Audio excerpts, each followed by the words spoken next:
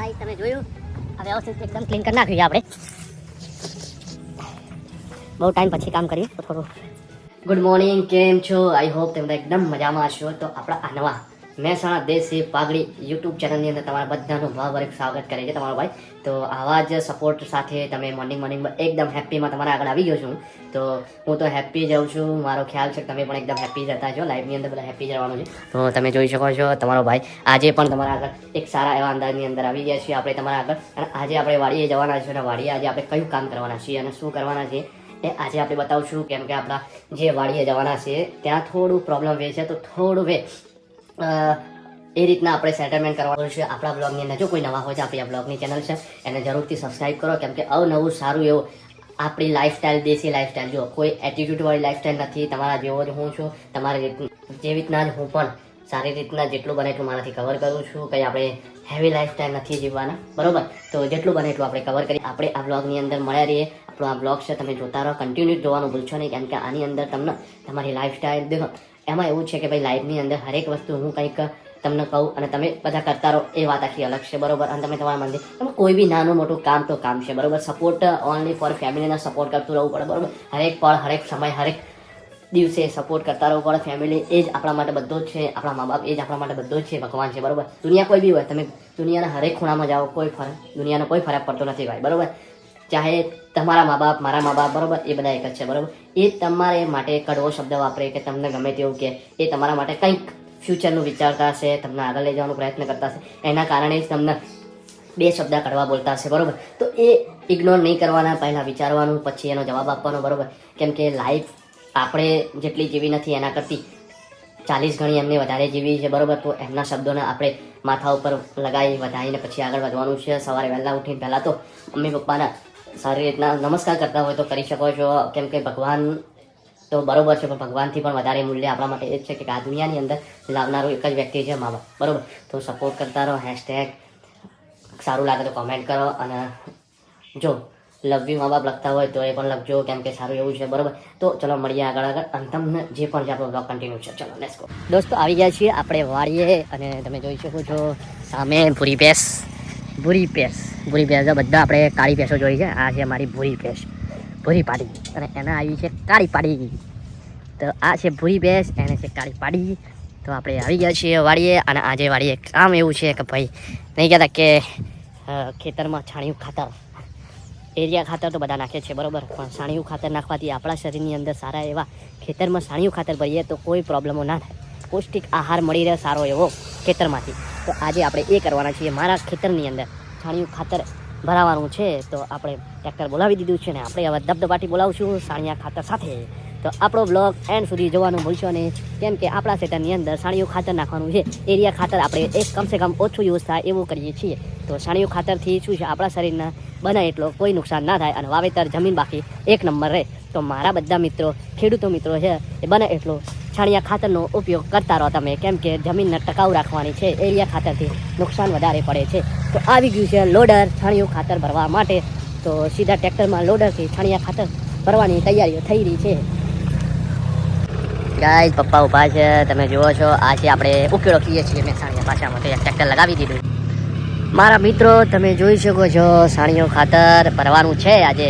તો પહેલાં તો આપણે ગધેડાના બિચારાને હેરાન કરતા હતા, વ્યક્તિઓ ભરતા હતા, પણ હવે સીધું આવી ગયું છે જીસીબી ટ્રેક્ટર. હવે સીધા જીસીબી ટ્રેક્ટરથી પાવડરથી ભરી અને સીધું ટ્રેક્ટરના ટોલીની અંદર નાખવાનું છે ખાતર. તમે જુઓ ચાલુ થઈ ગયું છે કામકાજ. ભાઈએ સ્ટાર્ટ કરી લીધું છે ખાતર ભરવાનું. કેમ કે આપણા ખેતરની અંદર ખાતર નાખવાનું છે. તો જેટલું બને એટલું એક ટ્રેક્ટર ભરાય તો ખેતરની જમીનની અંદર સારું એવું પૌષ્ટિક મળે, એના માટે ખાતર ભરાઈ રહ્યા છીએ ભાઈ આપણે. ભાઈ એક બીજું વાત કે ભાઈ મને છે ને એરિયા ખાતરનું જે ખાવા લાયક જે આપણું અનાજ વગેરે છે, શાકભાજી છે, મને ઓછું ભાવે છે, બરોબર? તો મારા પપ્પાને મેં બધા શું કરીએ ખબર કે આપણા જે ગામડાની અંદર જેટલું બને એટલું આપણે છાણિયા ખાતરનો પ્રયોગ કરીએ. તો એમાં શું છે લોંગ ટાઈમ પાછલા 2-3 વર્ષ સુધી એનો ને જમીનની ફળદ્રુપતા જળવાઈ રહે. તો તમે પણ મારા ખેડૂતો છો, હું પણ ખેડૂત છું, ખેડૂતનો દીકરો છું. તો હું પણ એ ખ્યાલ છે કે ભાઈ જળવાઈ રહે જમીનની ફળદ્રુપતા છે ને જળવાઈ રહે. તો જમીનની અંદર હંમેશા જેટલું બને એટલું 1 વર્ષ 2 વર્ષ સુધી રાહ જુઓ. 2 થી 3 વર્ષ એનું પૌષ્ટિક મળી રહે છે જમીનની અંદર. તો ત્રીજા વર્ષે પાછું છાણિયું ખાતર ભરી રહો. તમે જોજો બાકી તમારા ખેતરની અંદર પહેલાં જે વિકાસ હતો, જે પણ ઘઉં વાયો કે એરંડા વાયો કે રાયડો વાયો કે જે બી વાયો કે બાજરી વાયો એનો જે વિકાસ હતો અને પછી જે છાણિયું ખાતર ભર્યા પછી જે વિકાસ મળ્યો એની કંઈક વાત અલગ હોય છે. તો સ્ટાર્ટ થઈ રહ્યું છે, તમે જુઓ જીસીબીથી ચાલુ છે ભરવાનું. એક ટ્રેક્ટર થઈ જાય તો આપણું એક ખેતર છે આપણા ખેતરમાં. આ તો આપણી એક વાડી છે પણ આપણા ખેતરો પણ છે. ત્યાં જઈને ખાતર સીધું ખાલી કરી દેવાનું છે, કેમ કે પૌષ્ટિક આહાર મળી જાય જમીનની અંદર. આપણે ખાઈએ છીએ ને ભાઈ, આપણે પણ સારું એવું જ ખાઈએ છીએ, કેમ કે આપણે પણ આપણા શરીરની અંદર જાળવવા માટે આપણે સારું ખાઈએ તો એ જ પણ આપણી ધરતી માતા, આપણી જમીનને પણ સારું એવું તમે જેટલું સારું આપશો, આપણે જેટલું સારું આપશો એટલી આપણે સપોર્ટ કરશે મા ધરતી માતા. તો લોંગ ટાઈમ સુધી એમનો જે અંદરનું માટીનો જે વિકાસ છે લોંગ ટાઈમ સુધી જળવાઈ રહેશે. તો આપણે આ બધું ખાતર ભરી અને પછી તમને આપણે કન્ટિન્યુ બ્લોગ છે જોવાનું ભૂલશો નહીં. સારો લાગે તો સપોર્ટ કરો, કેમ કે આપણે એકદમ આપણી દેશી લાઈફના સાથે જોડાઈ ગયા છીએ. તો આપણે હવે લાવીએ છીએ તો સપોર્ટ કરો, સારો લાગે તો લાઈક કરો અને આપણે ઘણી જગ્યાએ જો મળીએ તો સપોર્ટ કરવાનું ભૂલશો નહીં. તો આવો અંદાજમાં આપણે ધીરે ધીરે સ્ટાર્ટ કરી દીધો ભાઈને ફટાફટ. પહેલાં શું છે, બિચારા વ્યક્તિઓ મજૂરી કરતા ને તો થોડો ટાઈમ લાગતો. અત્યારે આધુનિક યુગની અંદર જનરેશન બદલાઈ ગઈ છે. મોટા મોટા ટ્રેક્ટરો સાથે જીસીબી છે, સારા કેમ કે આધુનિક યુગની અંદર યંત્રો પણ સારા આવી ગયા છે. તો ટૂંક સમયની અંદર ઝડપી કામ થઈ જાય છે. તો ભાઈએ ફટાફટ તમે જુઓ, આજે આટલું કામ છે ને એક ટ્રેક્ટર ભરવામાં મજૂરો બિચારા જે પણ આપણા જેવા વ્યક્તિઓ ઇન્સાનો છે ને આખો દિવસ લગાવી દે છે કે 5-4 કલાક થઈ જાય. અને આજે ટ્રેક્ટર છે ને તમે જુઓ ઓનલી ફોર 5 થી 10 મિનિટની અંદર ભરી અને નીકળી જાય. તો એમને એટલો આરામ મળે, વ્યક્તિઓ ઓછા, વ્યક્તિઓ વધારે કામ થાય અને જેટલું બને એટલું કવર કરીએ. કે તો મળીએ, ચાલો કન્ટિન્યુ કરો. ભરી દીધું તમે જુઓ. તો તમે જોયું આ જે ખાતર ભરાવ્યું છે એને ક્લિયર કરી નાખ્યું અને ટ્રેક્ટર આવ્યું હતું સાથે.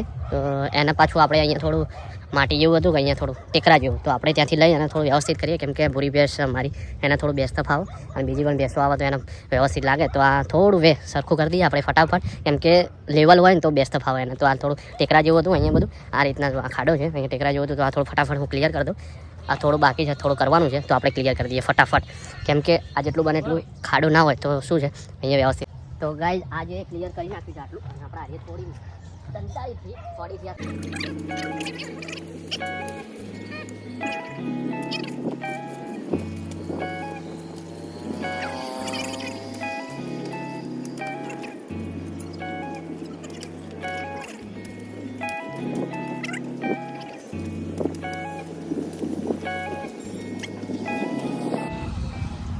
ગાઈઝ તમે જોયું આ વ્યવસ્થિત એકદમ ક્લીન કરી નાખ્યું છે આપણે.